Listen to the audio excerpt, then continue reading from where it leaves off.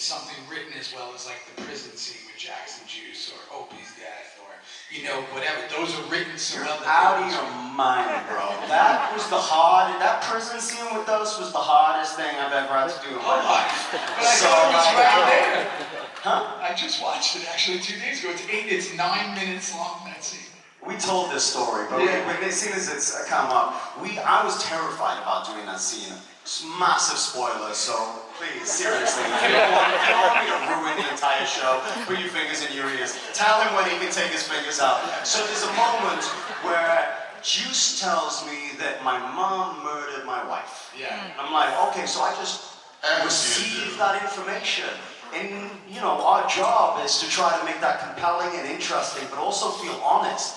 And that's not something that I got any reference point, thank goodness, you know? So it's like hard to do those scenes. I don't care what Ryan says. Like, those scenes for me is when I feel like I'm making fun. What happened? So, I go, listen, I'm only doing this once. I don't know how to do this scene. I'm terrified. I've been thinking about it for 3 days. I haven't slept. We are going to roll the camera and we're going to see what goes out, and that's going to be it. I'm not rehearsing it, nothing. So it was all my fault. So then, me and Theo have not talked about it. I'm already sitting there. He walks in, or vice versa, and we just start doing the scene. And it's 9 minutes, and it takes us about 12 minutes, like of just talking. And everything that I hoped it could be, like I just started wailing inconsolably. I wasn't acting; I was just wailing. And I was angry at everything that I could have ever hoped it would be is what that scene was. And then Peter Weller, who's RoboCop, was directing our episode, which was, you know, weird. I don't know what that was, but I liked it. We're not shooting it again. And I went, right, we're not shooting it again. And then the DP came in, looking white, and goes, actually, we are shooting it again. The camera didn't roll. Brutal. That'll teach you to work too hard. Talk about getting in your head because you're like, fuck. So I think the hard scenes are the hard ones. Harder than Tig's shoe polish line. Oh, thank you. Thank you. That was generous. It really wasn't a good impression, but... There is no Peter Weller. All right, I'm talking about Peter Weller. This guy dresses like a cartoon version of a director. He has a beret. He has an ascot. He has a dinner jacket. He travels with his own espresso machine. He has an espresso machine. He has an assistant who carries his cigars with a giant glass cigar ashtray. Then, in between takes, he goes, cut, great, print, moving on. He also plays the French horn. So he plays it up. And I'm like, I'm really trying to concentrate. Who's playing what the fuck is this guy? I love you with Buckaroo Banzai. I fucking don't know what this guy is. And he said, and I had to ask him, I was like, one day I was like, yo, dude, what's with the getup? And he goes, there's something to be said for style. And I go, what? Elegance. Elegance. Yeah, it's sort of like patronizing. Yeah. There's something to be said for elegance. And I go, what the fuck are you saying? Talking about my white socks and flip-flops? You know what I like? Something to be said for elegance. It would be 105 degrees and he'd be suited up, right? Yeah. And one time I told him, I go, Peter, aren't you hot? He goes, when you were as cool as me, you're never hot. I use that now.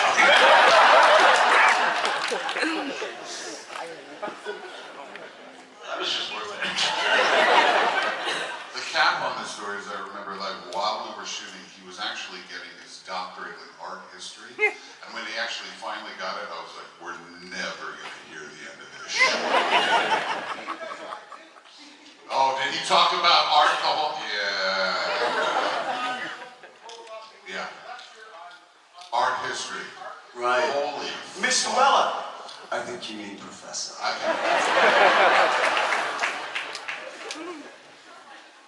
think we got time for a few more questions. Hi, gentlemen. Just wanted to say you guys are all amazing actors. I love everything you guys are in.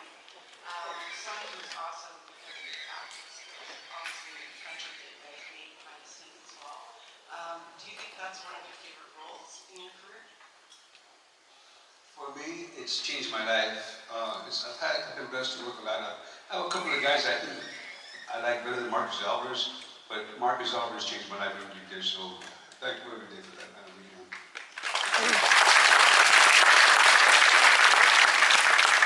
Yeah, I mean, it's a bit of a blur to me, to be completely honest. I'm still, you know, everything in my life is because of that show.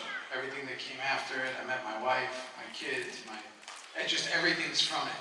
So I just look on it so fondly. It's kind of a bit of the foundation of it all when I think about it. So I just have incredible memories now. I think I didn't maybe see it when I was in it, and now it's really nice to look back on.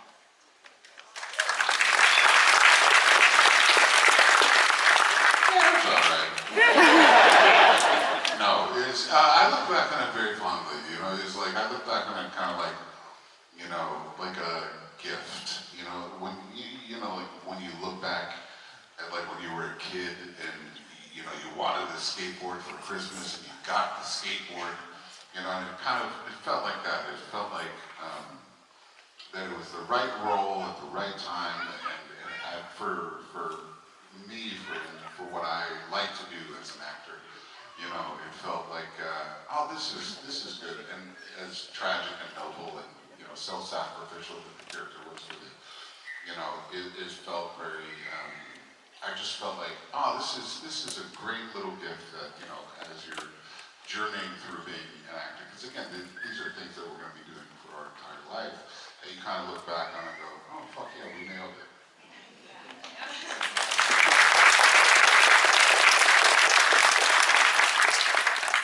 Same. And I think this has to be our last question. I'm just wondering what your favorite antagonist is. Favorite antagonist? Out of all of seasons of Sunbanky and Mayans. I don't know that show. My own club. My own club, they kicked me out, man. Favorite antagonist? Stahl was, I mean, getting a shooter yeah. back in the head. She was worse. She was fucking mean. Darby was an asshole. Darby was. Yeah, but like, you got the most gratification of him killing Stahl. That felt the best. I mean, but then, would you consider Clay an antagonist? I was just going to say, let us not forget Clay. Yeah. I mean, certainly for me, you know, for Jackson's the ultimate antagonist, and it's a sweet day. We got to kill him. Or is Gemma the antagonist? That's interesting. You know what I mean? Because her death felt right. It didn't feel sad. So I don't know. It felt didn't kind of to me. sad. She I was felt like Clay felt really satisfying. Gemma was a little more complicated. okay, I would say that, but I would say Stahl was more satisfying than all of them. Like that car scene when she's crying and Unsuri just offered her the weed and. Or is it Juice? No, definitely not. Nobody cheer. You can make a compelling argument that Juice ultimately, he was definitely the biggest rat. Jax was dealing with the cops. Opie dealt with the cops. Secrets, bro. Look what you did. Question. Talk about brotherhood. You're gonna get God. Who's your favorite antagonist? Who?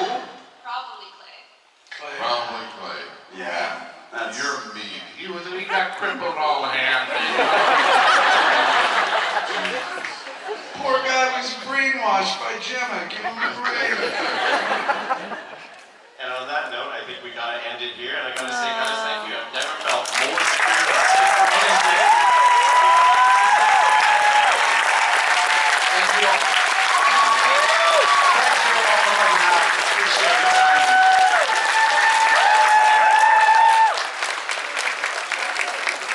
you, Charlie!